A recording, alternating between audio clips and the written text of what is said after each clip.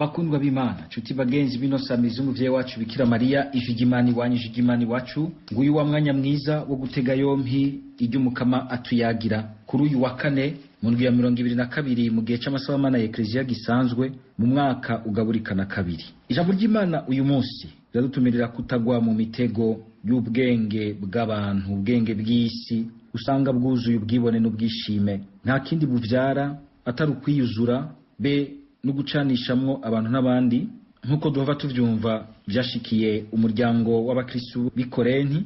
Mu nkuru nziza naho Yezu agasubira gutangaza abigishwa biwe, agerageza kubereka uwo ari we, abahishuka ko ari Imana iri hagati yabo mu kubatuma baroba amafi menshi.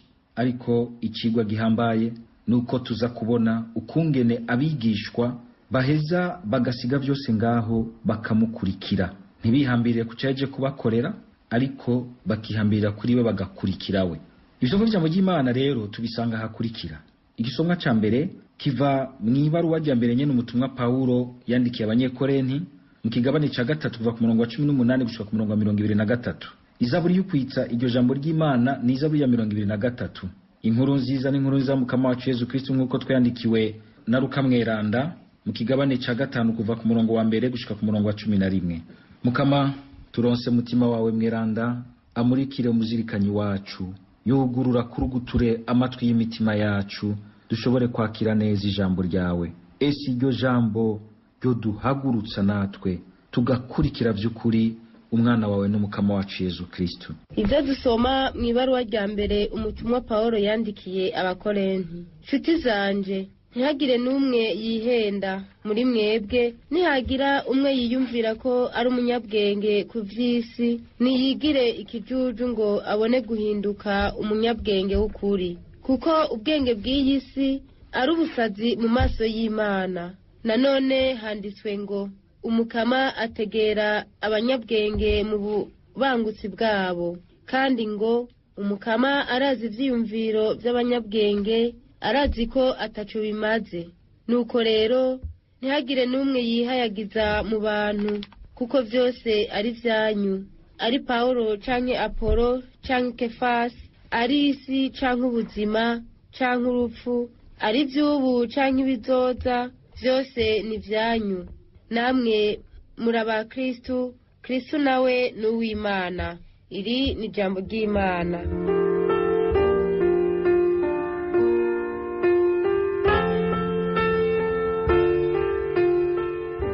Isi ni y'Imana kumwe n'ibiri kuri yo byose. Isi ni y'Imana kumwe n'ibiri kuri yo byose. Isi ni y'umukama kumwe n'ibiri kuri yo byose, intara n'ibihaba byose, kuko ari we yayiteretse ku mayaga akayikomeza kuri yo. Isi ni y'Imana kumwe n'ibiri kuri yo byose. Mbe bane ninda zokurira ku murambi w'umukama akaguma mu kibanza ciwe ceranda? Nurya muntu w'iminwe idahumanye, w'umushaha udacyoye, w'umutima udacambirwa ibintazi by'abapagani. Isi ni y'Imana kumwe n'ibiri kuri yo byose. Bene uyo muntu nahezagirwe n'umukama, asagirwe n'ubutungane bw'Imana yamukijije. Nguwo umuryango w'abamurondera, barondera inyonga zawe mukama. Isi ni y'Imana kumwe n'ibiri kuri yo byose.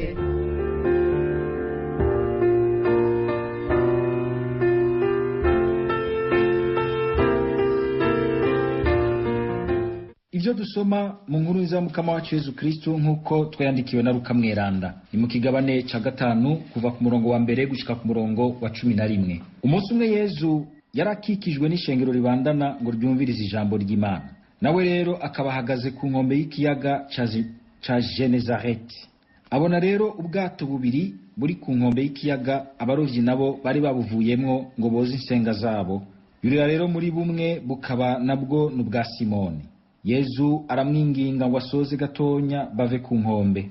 Yezu yicara muri nyabwato atangura kwigisha rya shengero. Ngo aheze abwira Simoni ati, igiza rero ahari amazi menshi uhezure kure y'urusenga urobe. Simoni amusubiza ati, muhanyi, twaraye turaroba ijoro ryose, turaheza ntacyo twafata. Mugabo ko bivuze ndaterera urusenga. Ngo abigire bafata ifi sinzi n'urusenga rwabo rutangura gusambuka. Bakura rero bagenzi babo bari mu bundi bwato ngo baze kubafasha. Nabo baraza buzuza ya mato yompi, mbere ahakwa no kwibira. Simoni ngo abibone akubita ibifukamiro hasi imbere ya Yezu ati, Mukama, nunje kure kuko ndi umunyakabi. Erega ubwoba bwari bwamutekeye nabo byari kumwe nyene kubera izo fi barovye. Eka na bene Zebede bagenzi ba Simoni, Yakobo na Yohani bari babufise. Ariko Yezu abwira Simoni ati, gumya umutima, kuva ubu uzohora uroba abantu. Ngo bagarukane ubwato ku nkombe, baca basigaho vyose baramukurikira.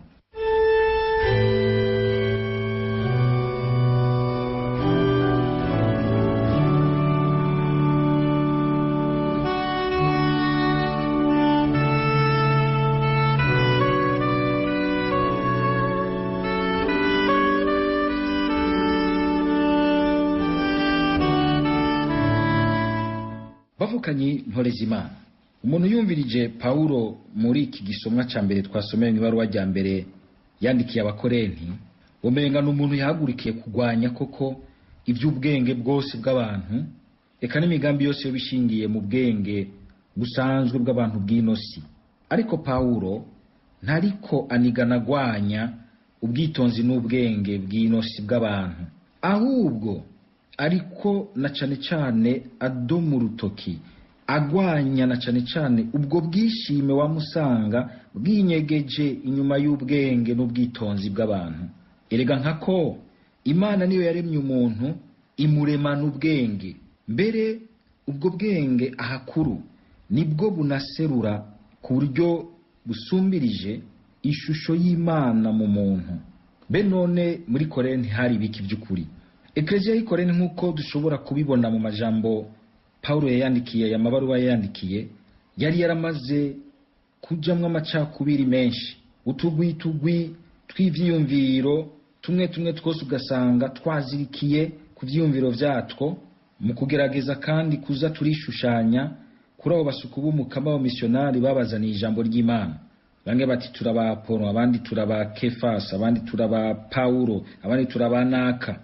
Kandi umwe wese ugasanga yakaze rwose ashira hejuru umugwi we n'ivyumviro vyiwe, gushikaho bageraho bahakwa gusambura umuryango w'abakristu, bawusanzaza no gucanamwo ukutumvikana, impari zidacika, bagahakwa gusanga rero bataye ubunywanyi n'ubucuti bwabo, ubwuzure bwabo na Kristu, ubunywanyi na Kristu. Dusambuye umuryango w'abakristu, tukawusambuza ubwishime n'ubwibone bwacu, dusambuye igikorwa ca Kristu, tukagisambuza ivyumviro vyacu, ivyo dushira imbere ari ivyumviro bisanzwe by'iby'ubuzima busanzwe canke ivyumviro vya politike, hari ahantu tuba turiko turatakaza ubunywanyi na Kristu. Paulo acahaguruka akatubwira nk'uko yabwiye abakristu b'i Korenti. Paulo ati, ntihagire n'umwe yihenda. Ibi bintu Paulo atugabishamwo n'uyu munsi turabona ko bishobora gushika, ugasanga koko umuntu yazirikiye ku vyumviro vyiwe, akabona umenga nivyo bihejeje, nivyo birimwo akatabonetse, agatangura kwibona, akipoma, akiyuzura, akabona umenga niwe fatiro rya vyose, niwe yoba umuhanuzwa jambo kuri vyose na bose. Ugasanga yahavuye anigwa muri we n'ubwishime, akabona mbere yuko abandi bose umenga bari munsi yiwe, eka mbere akagera n'aho ashobora kubona ko abandi bose batiyumvira nkawe, ko ivyumviro vyabo ari ubusa. Mbere ugasanga ahakwa no kubitiranya na shetani. Bene aho rero umuntu aba ariko aragenda ahantu habi gose. Niho Paulo agize ati, ntihagire uwihenda. Ubwo buryo bwo gufata ivyumviro vyanje nkabizirikirako, nkabiharanira, nkagomba kubitegeka nk'abandi byase bikunze, bigaca bivyara muri jewe ukwiyugara, nkiyugarana mu kungene niyumvira nkasanga singishobora gutera intambwe imbere. Tubivuge neza mu kuri kose, burya umuntu ahaye afata ko ivyumviro vyiwe vyuzuye birengeye n'ivy'abandi bose abatanguye kuzimira. Umuntu wese atanguye gutsindwa mbere n'ubwibone no kwishira hejuru aba ariko arategura uguhananuka kwiwe. Kandi ntawo kwihenda ngo yoshingira ku vyumviro vyiwe nk'uko umenga birahejeje n'ivyamaho n'ivy'igihe cyose ugasanga yigiza akamungu. Burya ibintu vyose bifatiye ku bwenge bw'umuntu wamusanga bigarukira hafi bikajana n'igihe. Nta kintu na kimwe rero twogira tuti ni camaho, gusa Imana yonsa n'amajambo yayo n'ivyumviro vyayo n'imigambi yayo nivyo vyamaho bisa.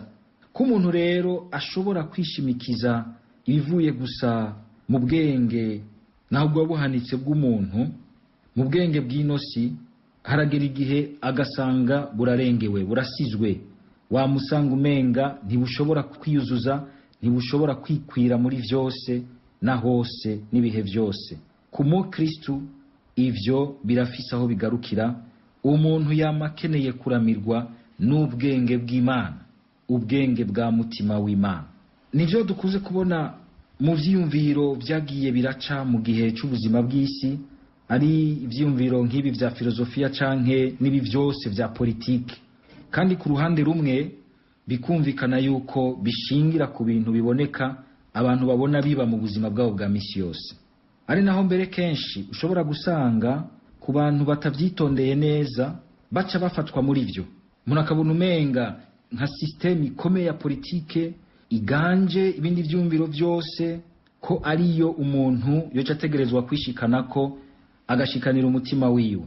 Ariko bose iyo bahaye bafata ibintu gutyo ugasanga imizirikanyi iri kwirasubira inyuma.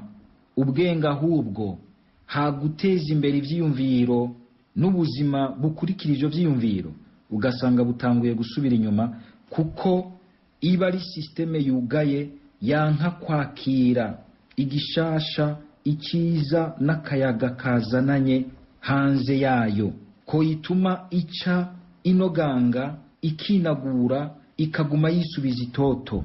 Ariko mbere ngaha umuntu abitomore neza, systeme yose y'ivyiyumviro, ari ivy'intwaro, ari vya politike, ari ivyumviro bisanzwe vy'ubuzima, igihe itanguye gukiniramwo amacenga n'ububeshi, yonyene ibitanguye kubika muri yo ikigiye kuyisazisha no kuyisambura. Ukuri guca muziko ntigusha. Basokuru barabigendereje barabizi, n'ijambo ry'Imana rirabizi kandi ryoryo mbere niryo ribishingira intahe. Kubwo kwemera rero isi muri yo ntishobora gutera intambwe na gato igihe yiyugaranye kuri yo nyene. Kandi mu bisanzwe isi ntiyugariye kuri yo, ihibambewe, kuko yamisanga hari ibintu bitangaje ba muri yo bizananye mu mwidegemvyo w'abantu canke mu mwidegemvyo w'Imana. Imana ikadutangaza igakora ikintu kitari categekanijwe na gato n'ubwenge bw'umuntu.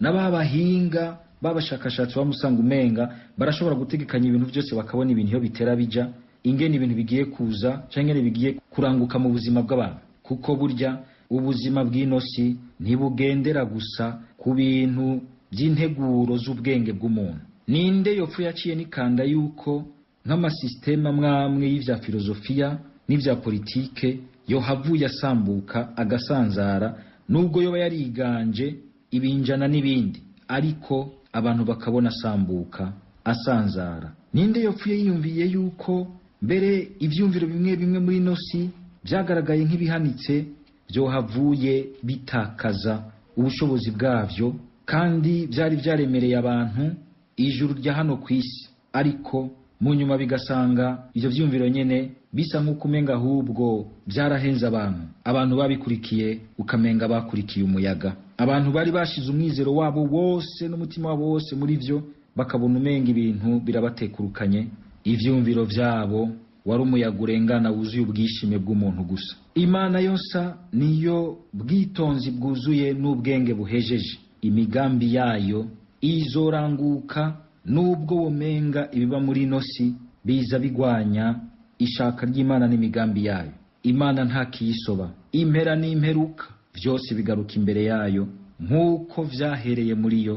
Kandi burya nubwo abantu twibabura, ibihe n'imyaka bikibabura, vyose burya Imana ibifise mu minwe. Impera n'imperuka vyose bigaruka imbere yayo. Mu nkuru nziza Yesu akabandanya yihishuka abigishwa biwe muri ibitangaro twumva akora, akerekana ko afise ububasha ku vyaremwe vyose. Arasubiye gutangaza abatumwa biwe mu kubaha igitangaro cyo kuroba amafi menshi. Baraye bararoba ijoro ryose bakabura, bakanaroba ku murango bakuzuza amata agahakwa no kwibira. Ubisanzwe umenga nta barovyi baroba ku murango ngo barobe ifi nyinshi. Abaroba amafi menshi kenshi baroba mw'ijoro. Yesu akabasaba ati nimusubire muterere urusenga. Kumbure bari kumubwira bati ibyo usabye ntivyumvikana, ntibishoboka, ko bari kuvuna amaboko. Ariko ukwemera nuko kumeze. Hari igihe usanga muri ko umukama atubwira ati ubahuka munyizigire, ndabatangaze neza, ubahukuce mu nzira ijambo ryanje rigucira, uheze utangare neza. Kwizigira Yesu, kutaguma umenga muri twose no muri vyose na hose tuguma tuzirikiye ku kungene twiyumvira ibintu, ku bwenge gusa bw'umuntu nk'uko pareko arabivuga. Ariko rimwe rimwe kwizigira ijambo ry'Imana uzi neza ko ritaza kuguhubisha, rigucisha mu nzira nziza, kandi ko riheza rikagushikana ku kintu mbere kizotuma ubona ko vy'ukuri Yesu ari Imana kandi ko ari kumwe nawe. Ariko ikigwa nyamukuru twokuramo nuko kungene ababigishwa haguca bihambira ku Yesu aheje kubagirira, baheje kuri ibifi vyinshi, kumwe twokiye tubona bagiye kuzigurisha bagahimbagwa n'amafaranga baronse, ariko byose baciye basiga ngaho baca bakurikira Yesu Kristo. Kenshi Yesu aratugirira ivyiza vyinshi, akaduha amasigise muri ibi na biriya, ariko ni nk'uko kandi kenshi usanga umenga twebwe twaciye duherera kuri ayo masigise, canke tugaherera ku bantu vyaciye ko, nk'uko abanyekorenti wasanga baherera kuri Paulo, bagaherera kuri Kefasi, bagaherera kuri Apolo. Ntitumenye kurengera ivyiza twakorewe ngo duheze dutumbere umwiza bikomoka ko Yesu Kristo Imana nzima. Mu bisanzwe ivyiza vyose, amasigisi yose dushobora kugira tukabona ibintu bidukundiye, vyategerezwa gutahurwa neza igihe tubirengeye, bigaheza bikadushikana ku isoko ryavyo, isoko ry'ivyiza vyose Yesu Kristo. Tugaheza tugahitamwo rero kumukurikira mbere bisumbirije, tugahitamwo kureka ngo ubuzima bwacu bugengwe nawe musa. Rero ntibusigare bugengwa gusa n'ivyadukundiye canke nabo vyaciye ko ngo bidukundire, ahubwo bukagengwa ubwa mbere na Yesu Kristo wenyene n'ishaka ryiwe. Burya igiti iyo gishinze imizi mu isoko ry'amazi niho kituma. Gutyo natwe mu kurengera ivyiza umukama yaba yatugiriye, tugaheza tugashinga imizi yacu muri we, imizi y'ubuzima bwacu muri we, aho rero tuba tuharashe, tuba dushikiriye rero isoko rya vyose. Mukama Yesu twigishe kumenya kurengera ivyiza tubona, ivyiza utugirira, kugira ngo dushikire wewe nyene bwiza buhejeje, soko ry'ivyiza vyose. Ese ivyiza vyo muri iyi si bisanzwe na vyinshi, hatugira ikintu na kimwe mukama cofatira umutima wanje ngo kiwubuze gushika iwawe. Ese mu bubasha bwa mutima wawe mweranda, ahubwo biciye muri ibi vyiza nyene vyose uturangure hano mw'isi, twomenya kubirengera tugashikira wowe musa, tukareka ugushaka kwawe kukaba ariko kutugenza. Amen. Kw'izina rya Data n'irya Mwana n'irya Mutima mweranda. Amen.